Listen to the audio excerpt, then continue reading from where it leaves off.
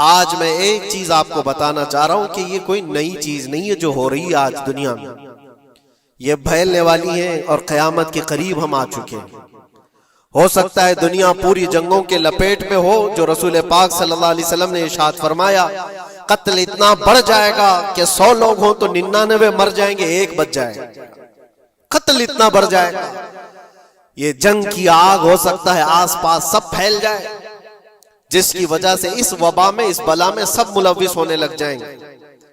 اور ایک بات یہ بھی یاد رکھو، چاہے جیسی بھی حکومت ہو، تاریخ پوری اٹھا کر کے دیکھنا، ظلم کے بعد جو غرور و تکبر میں آ کر فرعون بننے کی کوشش کرتا ہے، اس کا انجام اللہ تعالیٰ بہت بھیانک فرماتا ہے۔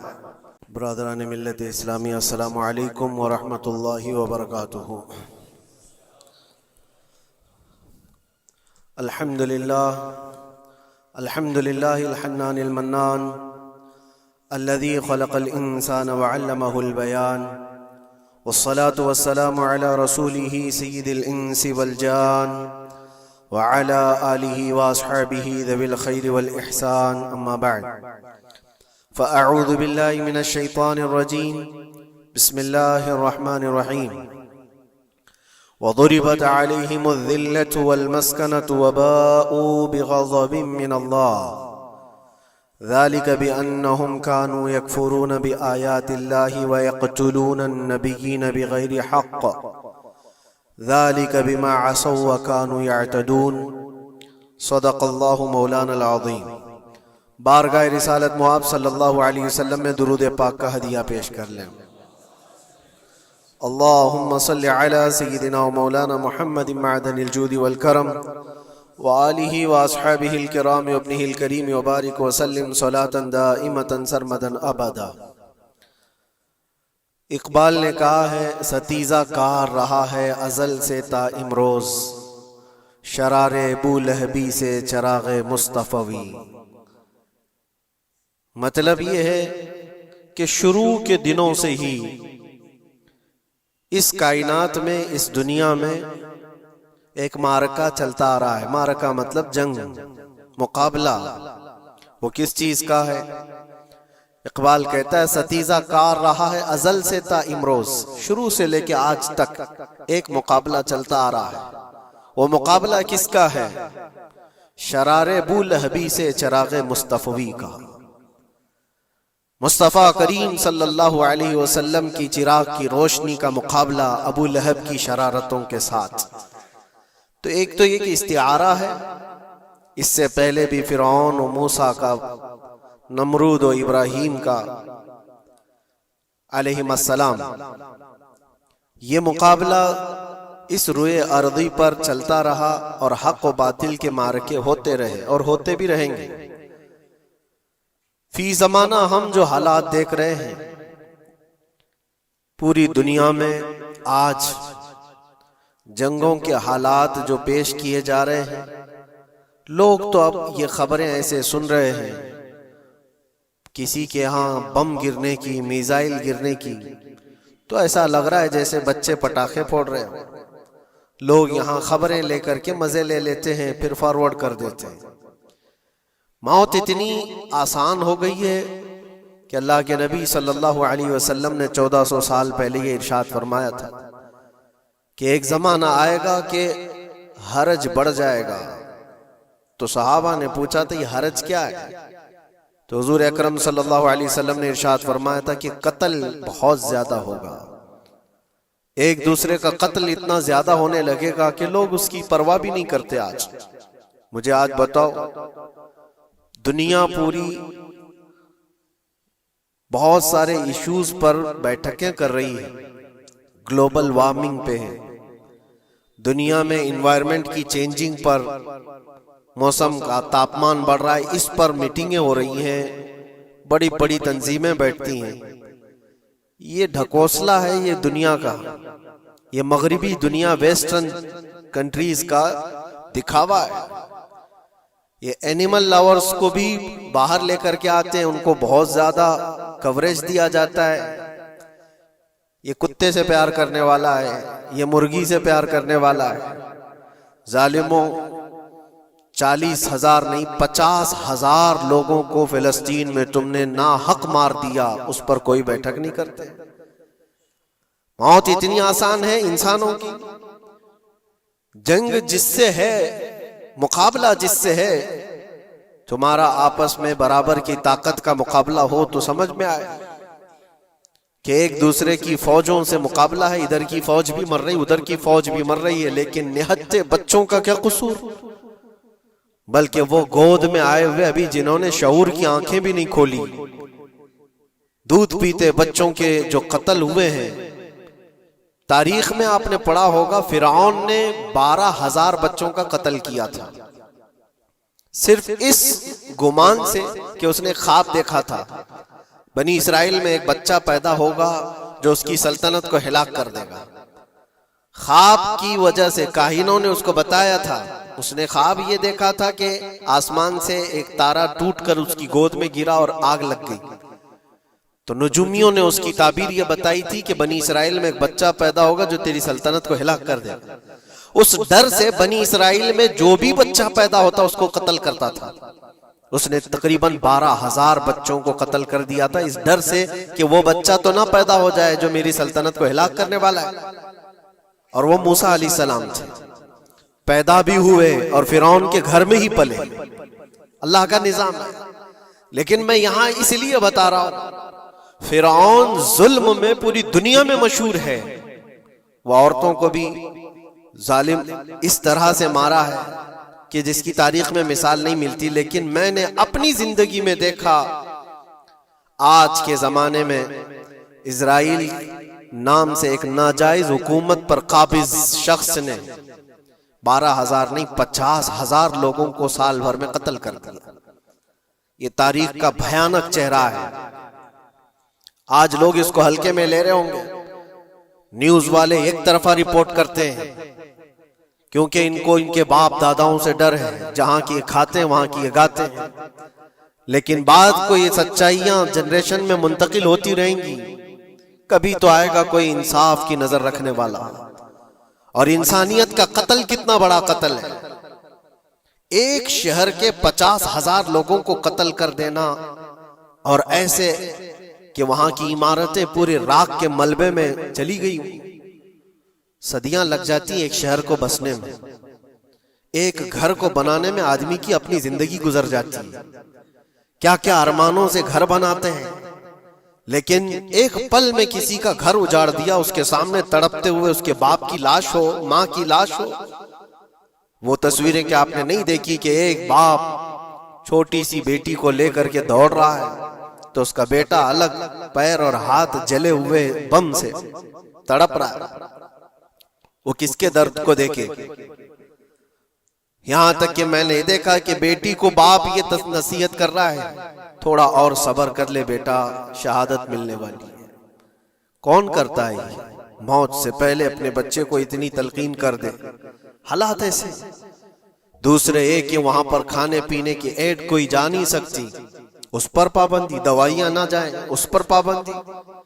دنیا کا کوئی قانون اس چیز کو جائز ٹھہراتا ہے؟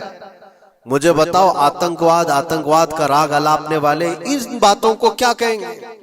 انسانیت اگر کہیں ہے تو اس کا تصور تو کرو۔ کسی کے فنڈامنٹل رائٹس ہوتے ہیں، بیسک رائٹس ہوتے ہیں، کھانا پینا یہ اس کا انسانی حق ہے۔ دشمنی تم سے جن کی ہے ان کے ساتھ مقابلہ کرو، عام شہریوں کے ساتھ نہیں۔ مخبر صادق رسول اکرم صلی اللہ تعالی علیہ وسلم کی تعلیمات دیکھو، جہاد کو لے کر جو پروپیگنڈا تم پھیلاتے ہو اور ہر چیز کو جہاد کا لفظ دے کر کے ایک ایسا نیریٹو کریٹ کرتے ہو کہ لوگوں کے دماغ میں ایک پروپیگنڈا پھیل جائے۔ آؤ میں سناتا ہوں، رسول پاک صلی اللہ تعالی علیہ وسلم جب صحابہ جہاد میں جاتے تو ان کو کن باتوں کی تلقین کرتے تھے؟ سب سے پہلے مجاہدین صحابہ سے کہتے جس جگہ تم جا رہے ہو مقابلہ تمہارا جن کے ساتھ ہے انہی سے مقابلہ کرنا، جو تمہارے خلاف تلوار اٹھائے اس کے خلاف تم تلوار اٹھاؤ، اور راستوں پر بیٹھے ہوئے بوڑھوں کو ہاتھ نہ لگانا، کسی عورت کے ساتھ چھیڑ چھاڑ نہ ہو، حاملہ عورتیں اگر قید میں آ جائیں تو انہیں چھوڑ دینا، یہ حضور پاک صلی اللہ علیہ وسلم کی تعلیمات ہیں۔ حتیٰ کہ رسول کریم صلی اللہ علیہ وسلم نے یہ فرمایا جس شہر میں تمہارا غلبہ ہو جائے، تم غالب آ گئے وہاں کی فوج پر، تو وہاں کے رہنے والوں کے بچوں کو نہ ظلم کرنا، ان کو نہ پکڑنا۔ پھر تعلیمات میں یہ ہے وہ چاہے جس مذہب کے بھی لوگ ہیں ان کے معبدوں کو، ان کی عبادت گاہوں کو ختم نہیں کرنا، ان کی عبادت گاہوں کو توڑ پھوڑ نہ کرنا جس شہر میں تم جا رہے ہو۔ یہاں تک کہ حضور اکرم صلی اللہ علیہ وسلم کی تعلیمات تو دیکھو، حضور یہ تک فرماتے تھے مجاہدین صحابہ کو کہ جس شہر میں تم جا رہے ہو وہاں کے درختوں کے پتے بھی نہ اکھاڑنا، درختوں کو بھی نہ نقصان پہنچانا۔ جنگی تعلیمات کو آج کوئی نظر میں نہیں رکھتا ہے۔ دنیا کہتی ہے کہ جنگ کے دوران بھی کچھ اصول ہوتے ہیں، لیکن کوئی اصول نہیں۔ ہم نے دیکھا ہے جس کی طاقت ہے اس کا بول بالا ہے، یہ دنیا ان کے خلاف کبھی کوئی بات نہیں کرتی۔ آج سے تقریباً 20 سال پہلے بھی عراق کی کیا حالت تھی آپ نے دیکھا ہوگا، ایک جھوٹے پروپیگنڈے کی وجہ سے پورے عراق کو تباہ کیا گیا، آج تک وہ سنبھل نہیں پایا ہے۔ نیوکلیئر پاور عراق کے اندر موجود ہے، اس کے ری ایکٹر وہاں پر موجود ہے، کیا کیا چیزیں اس زمانے میں پھیلائی گئی، سوشل میڈیا تو نہیں تھا اتنا، دنیا نے یہ مان لیا کہ ہاں دادا کہہ رہا ہے تو ہوگا، اور حملہ کیا اسی بنیاد پر۔ 20 سال ہو گئے آج تک عراق میں کوئی نیوکلیئر پاور پلانٹ نہیں نظر آیا، کہیں نہیں۔ ایک جھوٹے پروپیگنڈے کی وجہ سے وہاں کے کتنے لاکھ لوگوں کو بے گھر ہونا پڑا ہے پتہ ہے۔ کچھ جگہ ایسی ہیں جہاں بم برسائے گئے، آج تک وہاں کوئی سبزہ نہیں اگتا، کوئی وہاں پر فصل نہیں ہوتی۔ میں نے خود اپنی آنکھوں سے دیکھا ایک نیا میدان جس پہ لوگ فٹ بال کھیلتے تھے، چند سالوں کے بعد دیکھو تو پورا میدان قبروں سے بھرا ہوا ہے، قبریں ہیں وہاں پر، پوری قبریں، لوگوں کو جنازہ اٹھانے کے لیے لوگ نہیں ملتے، موت اتنی عام کر دی گئی تھی۔ ان باتوں کو کوئی کہتا ہے؟ آپ نے سنا کبھی ابو غریب جیل کے متعلق؟ قیدیوں کے ساتھ جو وحشیانہ سلوک کیا ان گوروں نے، اللہ کی پناہ، بہت سخت قسم کے، دنیا میں بدنام زمانہ جیل اس کو کہا جاتا ہے۔ ہر طرح کی وہاں پر قیدیوں کے ساتھ آزمائشیں ہوئی، ہر طرح کی، ان پر کتے چھوڑ دینا، ان کی شرمگاہیں کاٹنا، ان پر پیشاب کرنا، ہر چیز جو انسانیت سوز ہے، انسانیت کو جلا دینے والی، یہ ساری حرکتیں کی گئی۔ دنیا خاموش ہے اس سلسلے میں۔ کیوں؟ سپر پاور کے 1000 گنا بھی ہضم کر لیے جاتے ہیں۔ چھوٹا ملک یا غریب آدمی کوئی بات کرے تو سارے اس پر ٹوٹ پڑتے ہیں۔ آج میں ایک چیز آپ کو بتانا چاہ رہا ہوں کہ یہ کوئی نئی چیز نہیں ہے جو ہو رہی ہے آج دنیا میں، یہ پھیلنے والی ہے اور قیامت کے قریب ہم آ چکے ہیں۔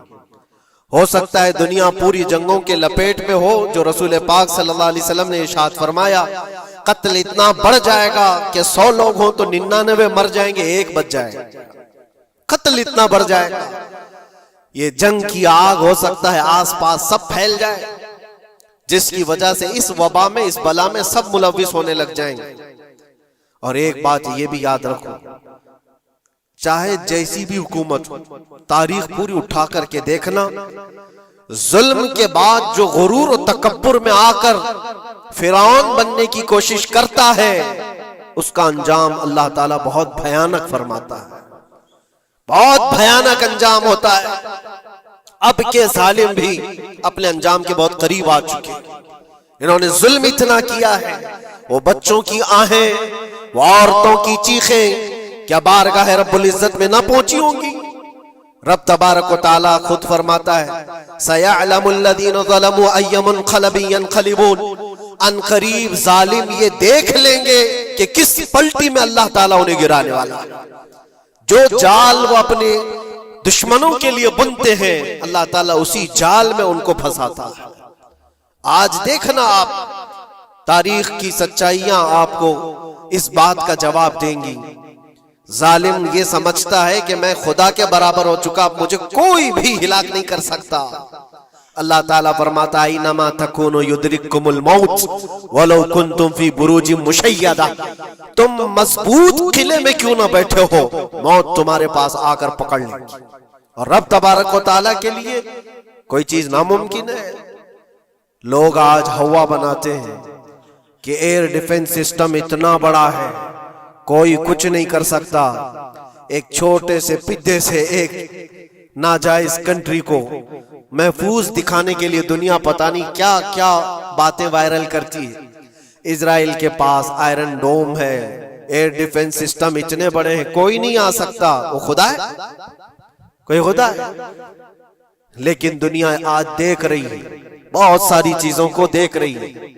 مجھے یہاں پر کسی کے سلسلے میں نہیں کہنا ہے، لیکن ایک بات کہنا ہے کہ نشہ میں چور، گھمنڈ میں چور جو بندہ ہوتا ہے، اللہ تعالیٰ کبھی اس کو مچھر سے بھی ہلاک کرتا ہے۔ بہت بڑی طاقت کا اس سے مقابلہ ہونا ضروری نہیں، تمہارے پاس ہوگا بہت بڑا سسٹم، لیکن رب تبارک و تعالیٰ جب انتقام لے لے تو پھر تمہارے لیے بہت بڑی طاقتوں کی ضرورت نہیں۔ آپ کو میں تاریخ بتاؤں، عراق میں نمرود ایک زمانے میں اس طرح کی حرکت کیا تھا کہ اس نے ایک بہت بڑی عمارت بنائی تھی، اور اس کے مطابق بات یہ تھی کہ وہ 1000 لوگوں سے تنہا لڑ سکتا تھا، اتنی اس کی طاقت تھی۔ شیر سے خود مقابلہ کرتا تھا، کبھی ڈرتا نہیں تھا۔ نمرود کی طاقت مشہور تھی اس زمانے میں، اور سارے لوگ اس کی طاقت کا لوہا مانتے تھے، حتیٰ کہ وہ کبھی اپنی زندگی میں بیمار نہیں ہوا تھا۔ آدمی جب بیمار نہیں ہوتا تو اس کا غرور بڑھ جاتا ہے، سوچتا ہے مجھے کچھ ہو نہیں سکتا۔ نمرود نے اس کے بعد یہ دیکھا ساری دنیا میرے قبضے میں ہے، طاقت و دولت کے ذخیرے سب اس کے پاس سے، لیکن ایک چیز نہیں تھی، موت پر کنٹرول۔ اس کو کیسے کیا جائے کنٹرول؟ یعنی مرنے سے بچ تو نہیں پائے گا، یہ کنٹرولنگ پاور بھی ہمارے پاس ہونا چاہیے۔ اس نے ایک بہت بڑی عمارت بنائی، کہا کہ خدا آسمانوں میں ہوتا ہے، ہم اتنی بڑی عمارت بنائیں گے کہ ان عمارتوں پر چڑھ کر خدا کو للکاریں گے۔ آجا میں مقابلہ کرتا ہوں، اور مقابلہ کر کے میں خدا کو گرا دوں گا کسی بھی طرح سے۔ اگر مجھ سے نہ ہو سکے تو پوری فوج کو تیار کروں گا، خدا سے لڑائی لڑ کر کے ایک بار وہ موت اور حیات کا پاور اپنے ہاتھ میں لے لیں گے، پھر ہم کو جب تک چاہے جینا ہے۔ کہاں کی خام خیالی! لیکن اس نے بنایا، پوری دنیا بھر سے لوگوں کو جمع کیا، سب کی زبان ایک بنایا، سب کی کرنسی ایک بنایا، ساری اس پوری دنیا کے لوگ اس کی فوج میں، سب کو یہ باور کرانا شروع کیا کہ ہماری لڑائی ہے دنیا سے نہیں، ہماری لڑائی کریٹر سے، خالق سے۔ ہم اس سے پاور چھین لیں گے ایک بار، اور پھر اپنے ہاتھ میں موت و حیات کا کنٹرول رکھیں گے۔ جس کو جتنی لمبی عمر چاہیے میں دوں گا، جس کو جب تک جینا ہے میں دوں گا، ازل سے لے کر ابد تک۔ یہ سارے خیالات اس کے تھے، اور اس نے جمع کیا، عمارت بھی بنایا، فوج بھی تیار کیا۔ کیا رب تبارک و تعالیٰ یہ نہیں دیکھ رہا تھا؟ اس کی تیاری، اس کا جمع کرنا، اس کی عمارت بنانا، بہت دنوں تک یہ سب کام چلتا رہا۔ رب تبارک و تعالیٰ کسی سے غافل نہیں، دلوں میں گزرنے والے حالات سے بھی بے خبر نہیں، لیکن بندے کو رب تبارک و تعالیٰ ڈھیل دیتا ہے۔ قرآن میں رب تعالیٰ فرماتا ہے وَلَا يَحْسَبَنَّ الَّذِينَ كَفَرُوا أَنَّمَا نُمْلِي لَهُمْ خَيْرٌ لِأَنفُسِهِمْ إِنَّمَا نُمْلِي لَهُمْ لِيَزْدَادُوا إِثْمًا۔ کافر جو ان کو ڈھیل ملی ہے یہ نہ سمجھیں کہ ہم نے جو ان کو چھوڑ رکھا ہے ان کے لیے بہتر ہے، بلکہ اس لیے ہم چھوڑ رکھیں کہ وہ اور زیادہ کریں، اور زیادہ کریں، لیزدادوا اثما ولہم عذاب مہین، پھر ہم ذلت والا عذاب انہیں دینے والے ہیں۔ یہ مت سمجھ لو کہ رب تبارک و تعالیٰ ان سب چیزوں سے بے خبر ہے۔ نمرود اتنا سب کرتا رہا، اللہ نے اس کو چھوڑ رکھا، بنا لے لمبی عمارت، بنا فوج بھی بنا لی، ساری چیزیں بنا لیا، مقابلے کے لیے اس نے دن بھی طے کر لیا۔ اس کے بعد اس کو خدا سے لڑائی لڑنی تھی، کہاں خدا تک پہنچنے کی بات، لیکن بندہ جب غرور و تکبر میں آتا ہے تو وہاں تک بھی سوچتا ہے، اسے موت پر کنٹرول حاصل کرنا تھا، بس یہ ایک چیز تھی۔ پھر جب وہ دن آیا، کتابوں میں ملتا ہے اللہ تبارک و تعالیٰ نے فرشتے اس کی جو تعداد ہے اس کا کسی کو علم نہیں. بارش کے جتنے قطرات گرتے ہیں نا، ایک ایک فرشتہ بوند لا کر رکھتا ہے. اب آپ اندازہ کر سکتے ہیں فرشتوں کی تعداد کتنی ہو سکتی. اس میں جو بڑے فرشتے ہیں وہ جبرائیل، میکائیل، اسرافیل اور اسرائیل علیہم السلام، جو سردار ملائکہ ہیں، فرشتے ہیں. ان کے اپنے اپنے کام ہیں، بہت پاورفل فرشتے ہیں. ان کی بات نہیں کر رہا. کسی ایک عام فرشتے کو رب تبارک و تعالیٰ نے بلایا اور فرمایا جاؤ زمین پر، ہمارے ایک بندے نے ہم سے لڑائی کا ارادہ کر لیا ہے. اس کی طاقت و قوت اور اس کی جمع شدہ ساری چیزوں کو دیکھ کر کے آؤ. وہ فرشتہ زمین پر آیا. جس جگہ پر اس نے یہ سب جمع کیا تھا، فرشتہ اتر کر صرف اپنے پیر ہلایا تھا، پوری عمارت بھسم ہو گئی. کچھ نہیں کیا تھا، اس کی بنائی ہوئی عمارت بھسم ہو گئی. جتنی فوج جمع کیا تھا سب کیڑے مکوڑوں کی طرح مر گئے، اور سب کی زبانیں مختلف ہو گئی، کوئی ایک دوسرے کو پہچان نہیں پا رہا. یہ منٹوں کی بھی بات نہیں تھی، سیکنڈوں کی بات تھی. فرشتہ واپس چلا گیا. نمرود کا زوال ہو گیا، ختم ہو گیا. یہ تاریخ کی ایک بات ہے، اور یہ روایت ہم اپنی کتابوں میں نہیں رکھتے. یہ روایت یہودیوں کی کتابوں سے ہی ہے. یہودی اس بات کو یقین کرتے ہیں، اور اسی وجہ سے اس بات پر وہ دوبارہ عمل کرنے کے لیے پھر کوشش میں ہے. نیو ورلڈ آرڈر جو کہا جاتا ہے، پوری دنیا کو اکٹھا کرنا، ایک کرنسی بنانا، ایک لینگویج پر لانا، اور سب کو ملا کر کے ایک طاقت حاصل کرنا، سپیس پر جانا، اور پھر وہی چیزیں دہرانی جا رہی ہے. دنیا وہی چیز ایک دوبارہ بار ٹرائی کرنا ہے، جس کے لیے آپ کو پتہ ہے یہ چھوٹی سی قوم پوری دنیا پر کنٹرول حاصل کرنے کے کیسے کیسے خواب دیکھتی. اگر آپ جائیں، اسلام دشمنی تو ان کی پرانی ہے، لیکن یہ جو 50,000 لوگوں کا قتل ہے، یہ صرف اور صرف ان کے اپنے ایک چھوٹے مقصد کے لیے. ہو سکتا ہے بہت ساری باتیں، غزہ پٹی ایک ہی علاقہ بچا ہوا ہے فلسطین کا، باقی سب تو یہ قبضہ کر چکے. 1947 کے بعد، 48 کے بعد چھوٹا سا حصہ جو باقی غزہ پٹی، جس کی 20 لاکھ کی آبادی، اس علاقے پر اتنی زیادہ کیوں کرورتا ہے؟ کیوں؟ باقی سب جگہ پر اور بھی دیگر جگہ پر، یروشلم میں، ویسٹ بینک میں، کئی جگہوں پر مسلمان آباد ہیں. یہ غزہ کے لیے کیوں اس قدر سختیاں ہیں؟ دنیا کو بتانے کے لیے تو یہ ایک آتنکواد جماعت ہے حماس، جس کا مقابلہ کرنے کے لیے ہم یہ حملے کر رہے ہیں. لیکن آج تک یہ دنیا کو بتا نہیں سکے کتنے حماسیوں کو قتل کیا، کتنے حماس کے لوگ پکڑے گئے، کتنوں کو مارا گیا. چند ہوں گے، لیکن اس کے بدلے میں جو بھاری قیمت چکائی ہو غزہ کے نہتے لوگوں نے، 50,000 لوگوں کا قتل، یہ تو ریکارڈ پہ دکھ رہا ہے. باقی اللہ عالم، باقی کتنے ہیں جن کی تعداد مل نہ سکی ہو. بعض دانشوروں نے یہ بھی بتایا اس کو صرف اور صرف ایک کینل بنانا ہے جو دنیا کی ٹریڈنگ پر قبضہ حاصل کرنے کے لیے. جو سوئس کینال ہے ایجپٹ کا، جس سے میڈیٹرین سی سے لے کر کے گزرتے ہیں، 2 سمندروں کو جوڑنے کے لیے ایک کینل ہے مصر میں، ایجپٹ میں، جہاں سے ایجپٹ ہر گزرنے والے جہاز سے ٹیکس لیتا ہے، ہر گزرنے والے جہاز سے ایک بھاری قیمت لیتا ہے، جس سے ٹریڈنگ پر اثر بھی رہتا ہے.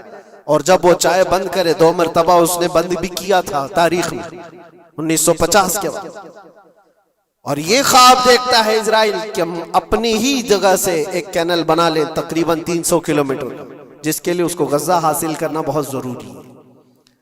یہ بعض لوگوں کی اپنی تحقیق ہے. تو کیا کوئی اپنے مفاد کا حاصل کرنے کے لیے 50,000 لوگوں کا قتل کر سکتا ہے؟ دنیا کو یہ بھیانک چہرہ بھی تو معلوم ہونا چاہیے. اگر ان کو کوئی راستہ بنانا ہے تو اس کے لیے انسانیت کا قتل کرنا. میں آپ کو ایک بات عرض کیے دیتا ہوں، قرآن پاک نے جو فرمایا وہ حق ہے، 100% حق ہے. اللہ نے فرمایا، میں نے خطبے کے بعد جو آیت پڑھی، وَضُرِبَتْ عَلَيْهِمُ الذِّلَّةُ وَالْمَسْكَنَةُ، اللہ فرماتا ہے ان پر ذلت اور غربت لکھ دی گئی. کس پر؟ یہودیوں کے متعلق. وَبَاءُوا بِغَضَبٍ مِّنَ اللَّهِ، اور اللہ کے غضب میں رہیں گے وہ ہمیشہ. آپ سورہ فاتحہ میں پڑھتے ہیں نا غیر المغضوب علیہم ولا الضالین. مغضوب کا مطلب کیا ہے؟ جن پر اللہ کا غضب ہوا، اور وہ یہود قوم ہے. قرآن پاک کی میں آپ کو بات بتا رہا ہوں. اور اللہ تعالیٰ فرماتا ہے وجہ کیا ہے؟ ذالک بانہم کانوا یکفرون بآیات اللہ، وہ اس لیے کہ اللہ کی نشانیوں کو ٹھکراتے ہیں.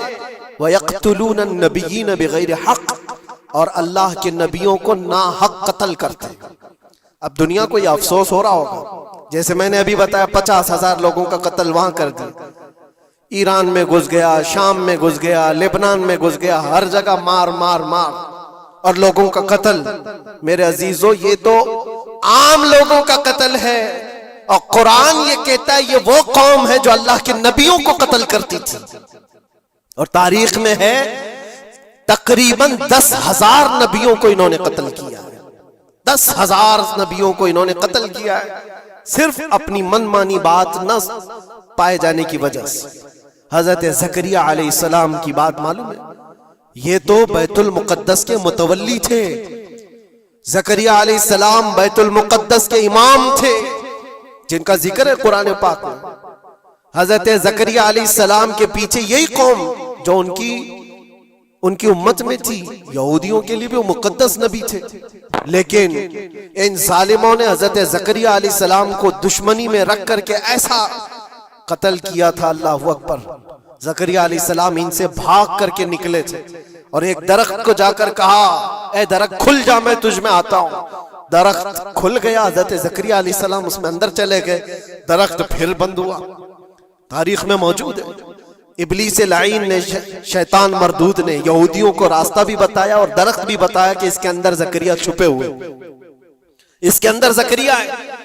یہودیوں نے تیز آری لے کر کے درخت کو اوپر سے کاٹنا شروع کیا کہ درخت کے 2 ٹکڑے ہوں گے تو زکریا علیہ السلام تک بھی پہنچ جائیں. انہوں نے آری سے کاٹتے کاٹتے کاٹتے ان کے سر تک پہنچا دیا. اور جب حضرت زکریا علیہ السلام کو اپنے سر کے اوپر سے کٹنے کی آواز آنے لگی تو اب سوچا کہ اب یہ آری سے پورا کٹ جائے گا. اللہ تعالیٰ کی طرف سے ندا آئی اے زکریا صبر کر لو، اگر تم اس پر آواز نکالو گے تو صبر والوں میں سے تمہارا نام نکل جائے گا.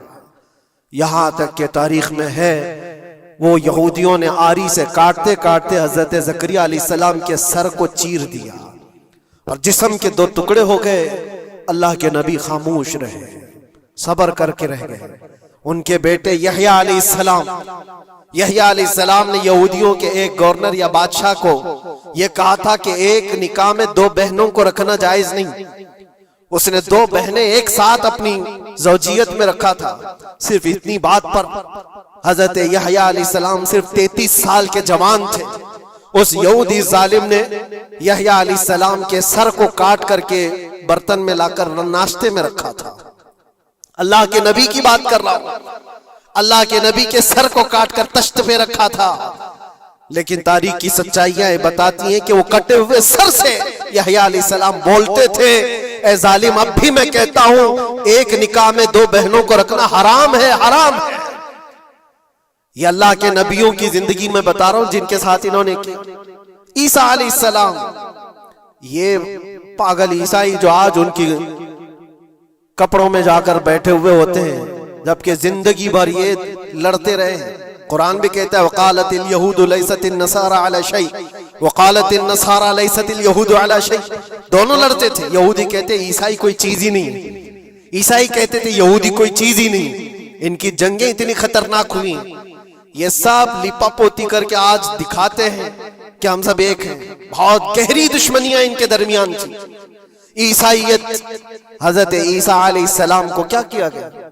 جب انہوں نے اپنے پیغامات پھیلائے تو عیسیٰ علیہ السلام کو بھی قتل کرنے کا منصوبہ یہودیوں نے بنایا تھا، اور پورے لوگ آ کر حضرت عیسیٰ علیہ السلام کے گھر کو گھیراؤ کر لیے. عیسیٰ علیہ السلام کو اس رات اللہ تعالیٰ نے آسمانوں پر اٹھا لیا اور ایک یہودی کو اندر دیکھنے کے لیے بھیجا تھا یہودیوں نے کہ جا کے دیکھو عیسیٰ ہے کہ نہیں. تو اللہ تعالیٰ نے وہ آئے ہوئے یہودی کو عیسیٰ علیہ السلام کی شکل دے دی. عیسیٰ علیہ السلام کو اٹھا لیا. یہودی جو باہر کھڑے منتظر تھے ہمارا آدمی اندر گیا ہے دیکھنے کے لیے، مارنے کے لیے، قتل کرنے کے لیے، ابھی تک آیا نہیں. تو سب کے سب اندر گھس گئے. دیکھا وہ آدمی بیٹھا ہوا ہے, اسی کو پکڑ کر لا کر سولی پر چڑھا دیا عیسیٰ سمجھ کر کے. لیکن اتفاق یہ ہے کہ اس کو پوری شکل نہیں دی گئی تھی, آدھی شکل عیسیٰ علیہ السلام کی تھی اور آدھی اس کی خود کی تھی. بعد میں یہودیوں میں خود اختلاف ہو گیا, ہمارا بندہ کہاں گیا جو ڈھونڈنے کے لیے گیا تھا, وہ غائب کہاں ہے؟ اور اگر یہ ہمارا بندہ ہے جو ڈھونڈنے کے لیے گیا تھا تو پھر عیسیٰ کہاں ہے؟ یہ اختلاف میں, یہ شک میں 550 سال گزر گئے. پھر میرے مصطفیٰ صلی اللہ علیہ وسلم تشریف لائے اور قرآن نے اس بات کو واضح کیا, نہ تم نے عیسیٰ کا قتل کیا نہ سولی چڑھائی ہے, عیسیٰ علیہ السلام زندہ ہیں, اللہ نے آسمانوں پر انہیں اٹھایا. یہ تو عیسائیوں پر احسان ہے قرآن کا, جو سچائیاں 550 سال پہلے کی بتایا. میرے عزیزوں, یہ تاریخ میں آپ کو بتا رہا ہوں, نبیوں کا قتل کرنے والی قوم, ان کے سامنے عام انسان کیا مانے رکھتے ہیں؟ یہ دنیا کی ساری قوموں کو حقیر سمجھنے والی قوم, دنیا کے پورے ذخیروں کو اپنی ملکیت سمجھنے والی قوم, ان کا عقیدہ ہے یہ دنیا کا جتنا گولڈ ہے, جتنا سونا ہے, اس پر صرف اور صرف ان کی قوم کا قبضہ ہونا چاہیے. پوری دنیا کو. آپ کو پتا ہے مدینہ طیبہ میں حضور پاک صلی اللہ علیہ وسلم کی آمد سے پہلے یہ سب کے سب مدینے میں بسے ہوئے تھے, 550 سال سے انتظار کر رہے تھے حضور کے آنے کا. دوسری قوموں کو ڈراتے تھے, کیوں؟ ان کی کتاب میں موجود تھا آخری نبی کے آنے کی ساری باتیں موجود تھی. آخری نبی آئیں گے, ان کے ماننے والوں کا غلبہ ہوگا, وہ اپنے نور نبوت سے لوگوں کے دلوں کو پاک کریں گے. ان کی شکل بھی بتائی گئی تھی تورات میں, ان کے آنے کی جگہ بھی بتائی گئی تھی. پورے حجاز میں کھجوروں کا جھنڈ ایک علاقہ ہوگا جہاں یہ نبی آئیں گے, اور وہ مدینے کے علاوہ کوئی جگہ ہی نہیں تھی.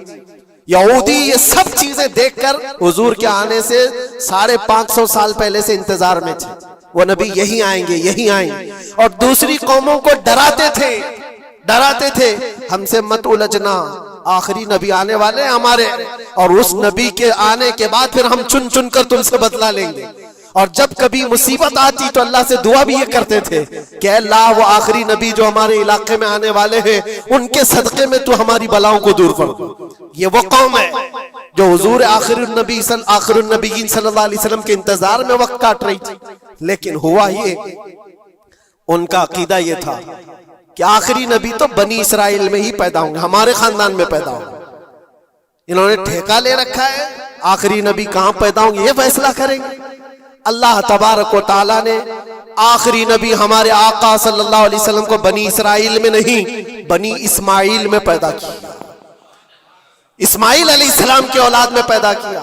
اور یہ اسماعیل علیہ السلام کی اولاد پورے عرب میں آباد تھی. عرب میں پوری آبادی اسماعیل علیہ السلام کی تھی. مکہ کو آباد کس نے کیا؟ اسماعیل علیہ السلام. اسماعیل علیہ السلام کی اولاد پورے مکہ میں آس پاس سب علاقوں میں آباد, ساری جتنے بھی نسب ہیں وہ اسماعیل علیہ السلام تک پہنچتے ہیں عرب والوں کے. اور یہ یہودی بنی اسرائیل ہے, یعنی یعقوب علیہ السلام کی اولاد میں سے. اور یہ دوسروں کو حقیر جانتے تھے. جب تک یہ لوگ عرب میں تھے, مدینے میں تھے, انہوں نے ہر ایک کو حقارت سے دیکھا. عربوں سے ان کے تعلقات ایسے نہیں تھے, عام لوگوں سے کہتے ہمارے سے بات کرنے کے قابل نہیں ہیں, سب کو امی کہتے تھے, ان پڑھ, جاہل, ایسے الفاظ سے عربوں کو پکارتے تھے. عربوں سے اگر ان کے تعلقات ہوتے بھی تو بڑے بڑے ٹاپ لیڈر جو ہوتے ہیں عربوں کے, بس ان سے تعلقات تھے. عام لوگوں کو یہ گنتے ہی نہیں, کچرا کہتے تھے.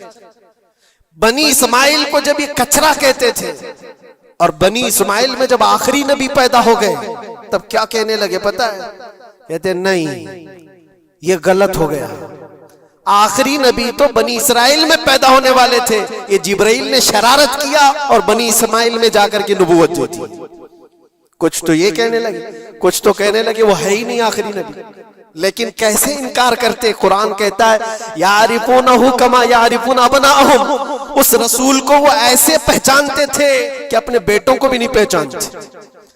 ان کے بیٹوں کے صحیح ہونے پر بھی ان کو اتنا یقین نہیں تھا کہ ہمارا ہی بیٹا ہے یا نہیں, لیکن حضور کو دیکھ کر کے یہ یقین تھا کہ آخری رسول ہی, آخری رسول ہونے کی ساری نشانیاں انہوں نے جو پڑھی تھی وہ سب حضور کے پاس موجود تھی.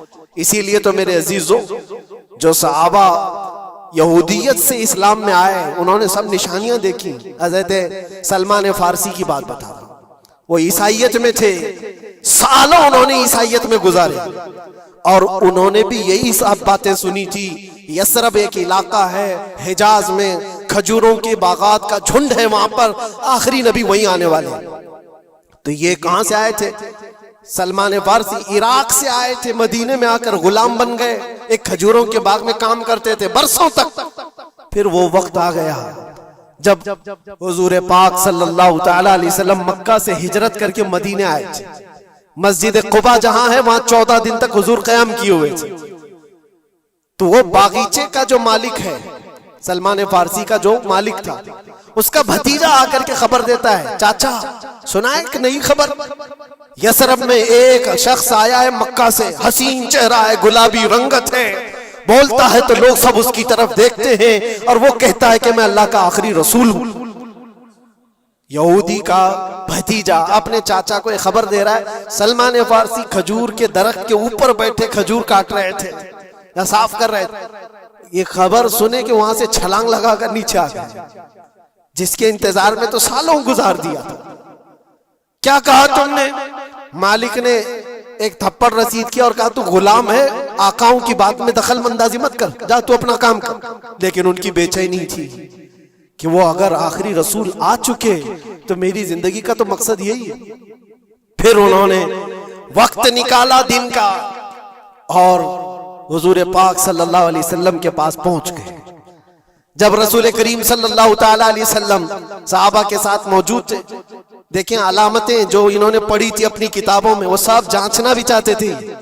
کھجوریں لے کر کے گئے اور کہا یا رسول اللہ یہ قبول کیجیے، یہ صدقہ ہے۔ حضور نے لیا اور سب کو بانٹ دیا، اس میں سے کچھ بھی نہیں کھایا، کیونکہ سلمان فارسی نے یہ پڑھا تھا کہ آخری رسول صدقہ نہیں کھائیں گے۔ ایک نشانی دیکھ لی انہوں نے۔ دوسرے دن آئے، پھر وہ موقع نکالا اور کھجوریں لی اور آئے، حضور سے آ کر کے کہا کہ یہ لیجئے، قبول کیجئے، یہ ہدیہ ہے۔ حضور نے خود بھی کھایا اور سب کو تقسیم کیا، کہا یہ کتاب میں موجود ہے، وہ آخری رسول ہدیے کو انکار نہیں کریں گے، تحائف قبول کریں گے۔